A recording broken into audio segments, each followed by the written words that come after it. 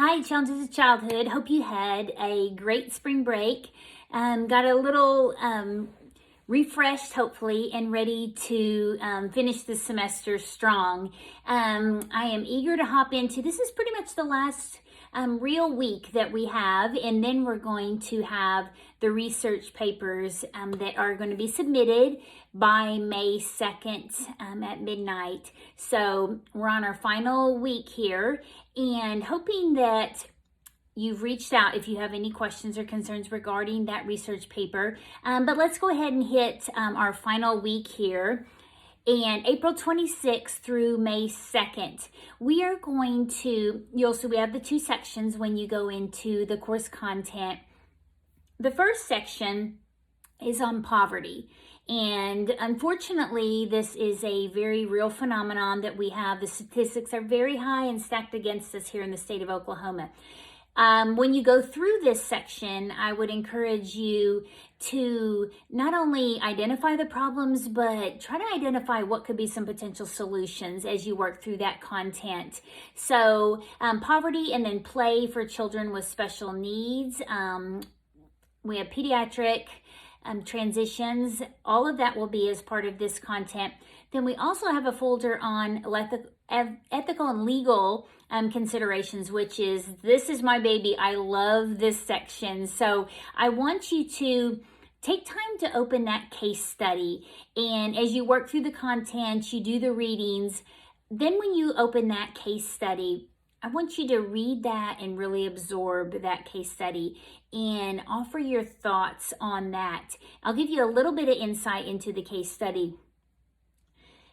Ethical and legal considerations when it comes to pediatrics. One that often comes up, and I'd like to say that this case scenario is maybe rare, but actually it's a phenomenon that we see quite frequently, actually, and it is when information is withheld from someone. And this can also take place in adults too, but specifically Challenges of Childhood, we want to relate it specific to the pediatric client. So this case study specifically is mentioning what do you do when it's the case of an adolescent, a teenager that's maybe has a diagnosis. The case study presents a religious family that believes in the power of prayer and different rituals, religious rituals that they feel will heal the child. However, the medical diagnosis and all things considered from the scientific medical aspect are pointing to that the child has less than, I think this case study says 2 to 3 weeks left to live. That's the life expectancy is saying, maybe 2 to 3 weeks.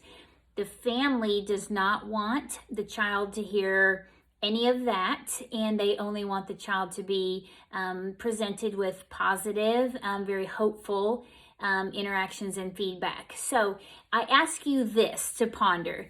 At what point does a teenager or a child, adolescent, have the right to make informed decisions? When do you have the autonomy, the ability for self-determination for yourself and your own medical decisions? Because typically we have that magic number of 18. However, what about that 15, 16, 17-year-old that is fully well aware and capable of making an informed decision, possibly, or at least having a voice at the table when decisions are made? So that case study, I love that case study because it kind of forces you to be pulled into a dilemma. And what would you do if you were the part of that healthcare team, and you have a family that in this case is very involved, in all accounts, very supportive of that child. However, they don't want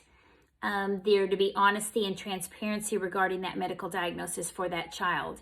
So go through, kind of answer those questions, and let yourself be drawn into that situation, and see what would you do if you were the nurse, or you could be the social worker, you could be child life specialist, physical therapy, any part of that healthcare team, and what would be your feedback and your take? And would that be an ethical rub for you? Do you think that that is an legal, ethical considerations?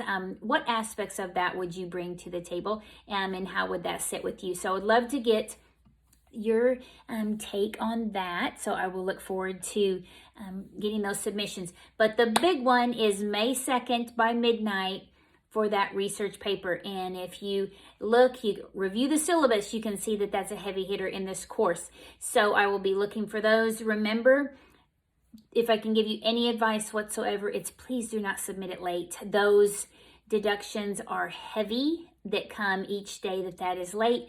Not to mention the fact that I would greatly appreciate these to roll in sooner than later, because I will be grading these independently. So I'm going to have everyone's to grade, and I want to get those back to you in a timely manner. So if you wouldn't mind, if it works for you, submit it early. If not, just make sure it's by the deadline so that you don't receive that unnecessary deduction on your grade. I have thoroughly enjoyed having each one of you in the class, though, and I look forward to, just as I've received these assignments, just getting to kind of know you and your experience and expertise. It's been a true delight. So I look forward to receiving this final research paper, and then the assignments from here from April 26th to May 2nd. So this is our kind of, our final week of working through the weekly content, and then we have that paper due, and you're going to be able to wrap up the requirements of this course. So we will have then the week following that just to kind of clean up, make sure if you don't hear from me, you'll know all is well, and then I'll be wrapping up grading everything, and you'll be receiving your grade. Once the grades are lifted, you'll receive that, so you can reach out to me with any questions regarding the course. But let's get that final paper submitted, and then we'll do house cleaning regarding the grade book, and any assignments that might be outliers, we can address that. And in that following week, I look forward to receiving these research papers by Sunday. If you have any questions or concerns, please reach out to me.